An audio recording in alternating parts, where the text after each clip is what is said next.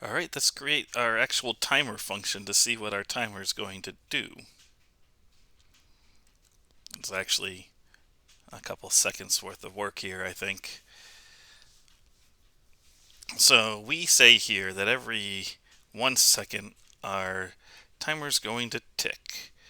And that means if we have cookies per second, how many cookies per second are we going to get? So let's global our cookies.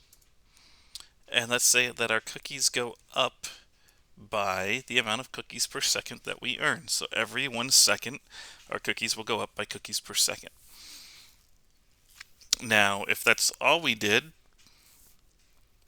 then we could run this program and we should start seeing the cookies go up. But excuse me, why wouldn't it? Well, cookies per second starts at 0, right? So it's not going to do anything because it's going to be cookies plus equals 0. So that's not very exciting.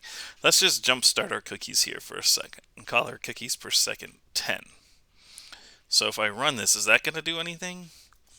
My timer's running, and yet nothing's happening. Why? And the reason is because we should, every time the timer ticks, we should update what's on our screen. Because right now our cookies are going up, but we're only going up when we actually click the cookie. So watch this. Because every second there is something going on, once I actually do click, I clicked once and I have 21 cookies, right? How is that going on? It's because I said my cookies are going up every 10 seconds. So I need to update my cookie label again so I can see how many cookies I currently have. So now every second, my cookies per second will go up. I mean, not my cookies per second, but every second my cookies will go up.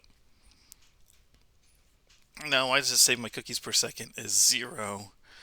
That's because down here, I said my cookies per second was 0.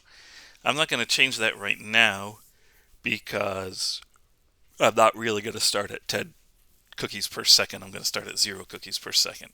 So this is how I really want it to go, which means right now I can make cookies, and theoretically, if I somehow got more than 0 cookies per second, it would go up automatically. What I need is I need to be able to buy an auto clicker. So that's the last part of this program, and that's what we'll work on next.